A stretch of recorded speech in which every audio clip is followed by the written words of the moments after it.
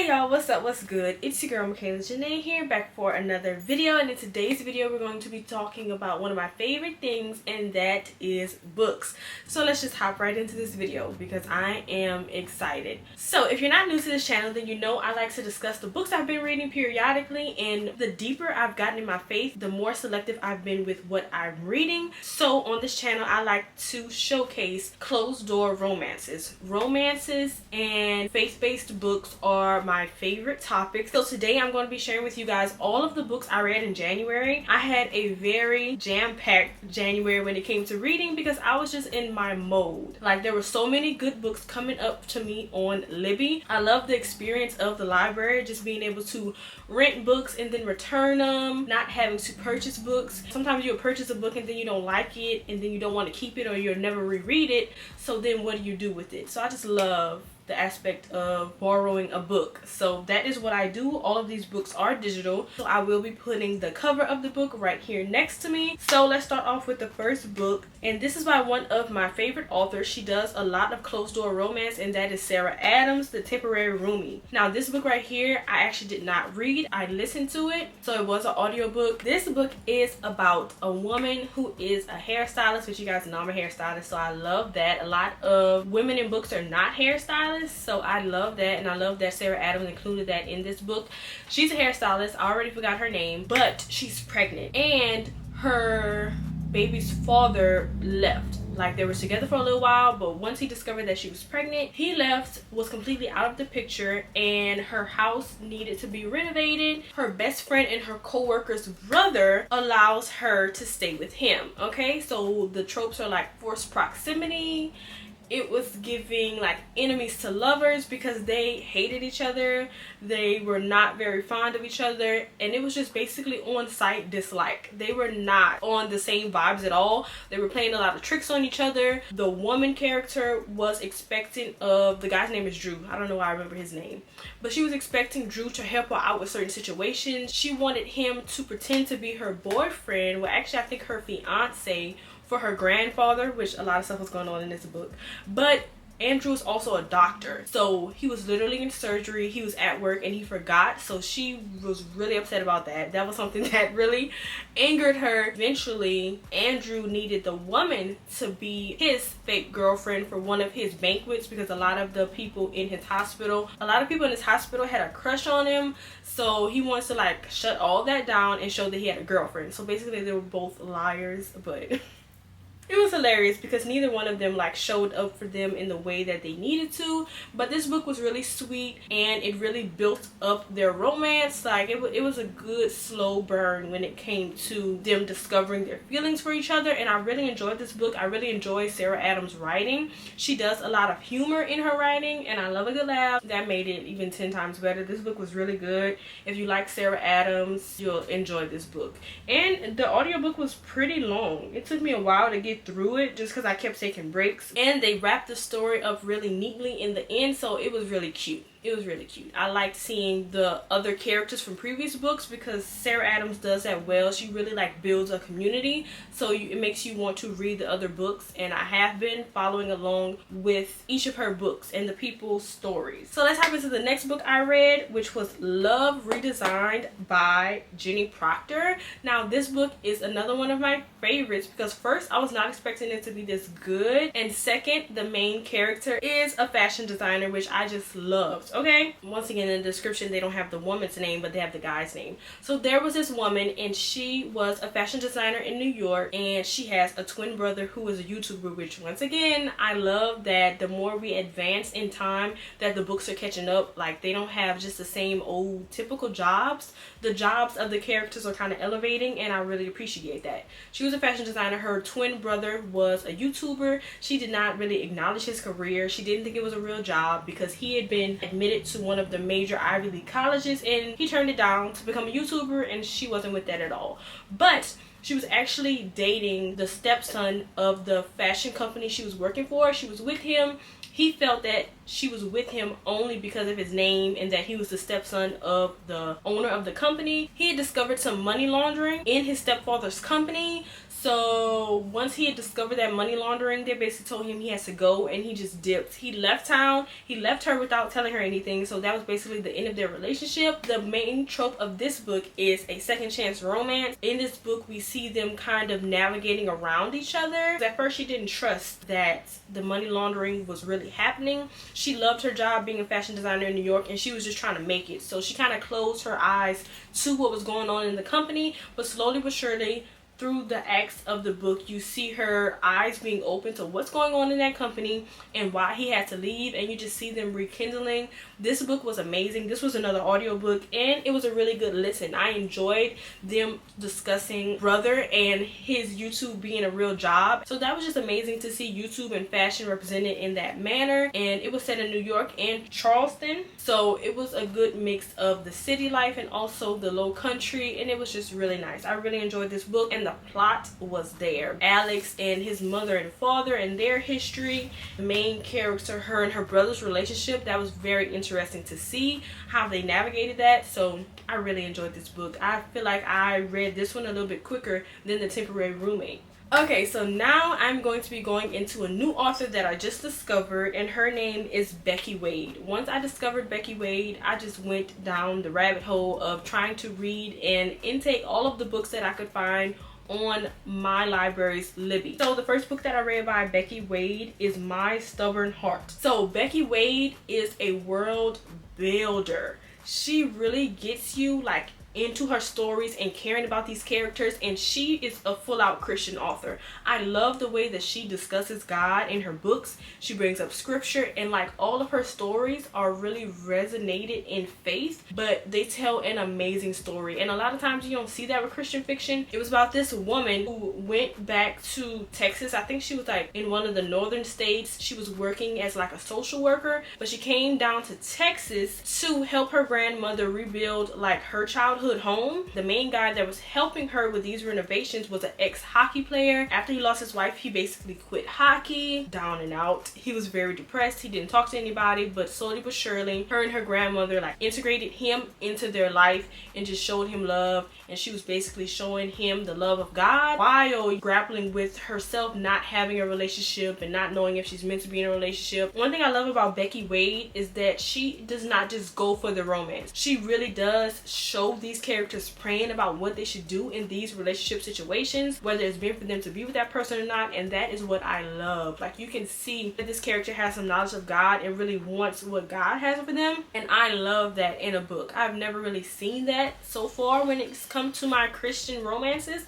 and I found that in Becky Wade. This was so good. You did not know if he was going to return to hockey. You did not know if she was going to end up with him. Really good, very suspenseful. The next book by Becky Wade is Turn to Me. Okay, so this one had a plot, honey. The plot was thick. So this book is about Finley. Finley had a dad who was very much older. Like, by the time she was like 28, her dad was in his 60s. He went to prison, and in the beginning of the book, you don't even know why he went to prison, but he went to prison, and then while he was in prison, he had a life sentence because he went to prison for murder. He passed away. Finley and her dad would always participate in like scavenger hunts. So his last dying wish was for her to participate in a scavenger hunt. But while he was in prison, he made a friend, this guy named Luke Dempsey. Luke Dempsey is a part of the Miracle 5, I believe it is. And in Becky Wade's book, she has these like group of characters who were all trapped on a mission trip overseas. It seemed like they should have died, but they didn't. Okay, they survived, and the whole city and the country was calling them the Miracle 5. And he was in prison also for some car thefts, and the dad asked him to help his daughter with this scavenger hunt because it was going to be a little dangerous. So Finley owns like a pet animal shelter, and basically her and Luke go on this journey of this scavenger hunt. They don't know what they're looking for, which also makes it dangerous. And this book just had you on an emotional roller coaster. Once again, a great representation of God here. The guy had left the faith because of everything that was going on.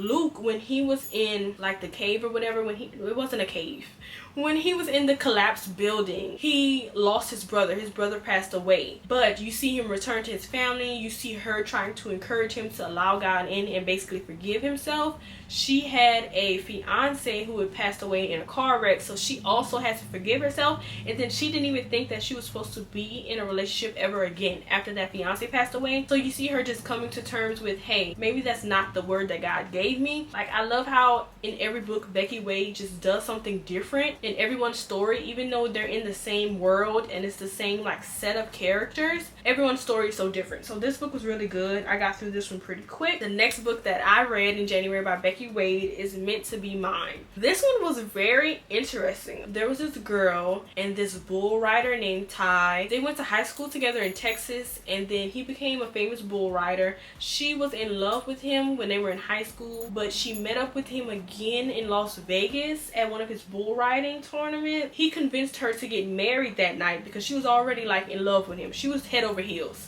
She was head over heels. I don't know if he was intoxicated. I think he was intoxicated. They got married, and then the next morning he's like, I have a girlfriend at home. That was an accident. Like, this book had me on edge. This book had me on edge. When I tell you, it had me a little angry because he just played this girl so bad. He was just like, I'm so sorry that I convinced you to get married. I have a girlfriend back home. I just can't believe that I did that, blah blah blah. Like, we're gonna have to, you know, get a divorce.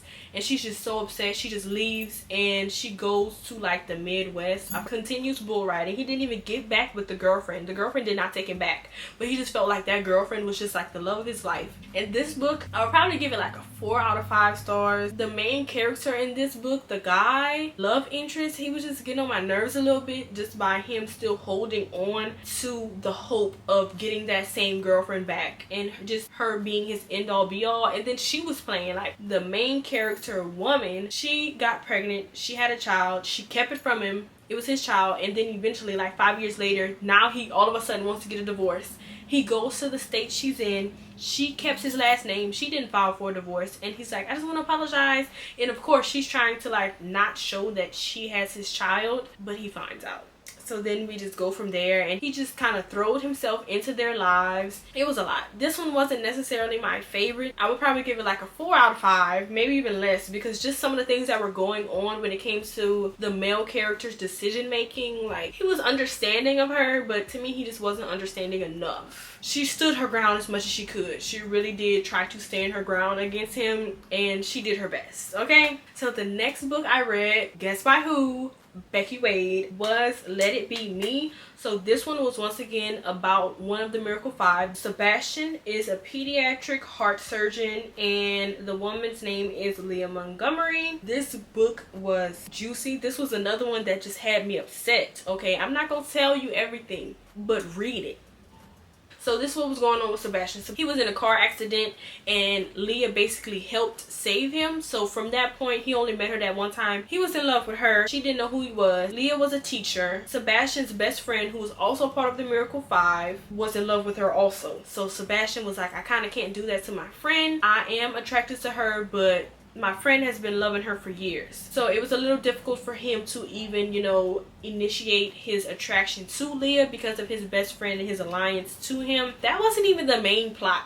Like, Leah could have had a book of her own without Sebastian in it. So Leah had a little brother. Mom like gave custody of the brother to Leah because she never really wanted to have kids. She went overseas to join the Peace Corps, and the dad left a long time ago. Leah had a really hard life, but I don't think y'all ready. I don't think y'all ready. Leah was switched at birth. She really dives deep into her switched at birth story and who she was switched with and who switched her and why was she switched. And this story was so heart-wrenching, and just the fact that Leah was deep in her faith and she just has to pray about all this, because honey, I would have to pray about it too, because once you go into the situation and you just understand how different her life could have been. Like I said, this didn't even have to be a romance. To me, this book would have been great even if Sebastian wasn't in it. It didn't need the romance factor of it. It was more about self-discovery. I love how it ended though. It was really good, but some of the things, ooh, This book had a lot going on. So the next book that I read in January was To Bring You Back. This book is by Emily Conrad. To me, Emily Conrad is similar to Becky Wade. Like, I couldn't even tell I was reading two different authors when I read these books. They're very similar and very good. So To Bring You Back is about Adeline Green. Adeline was something. So basically, she was a small town girl.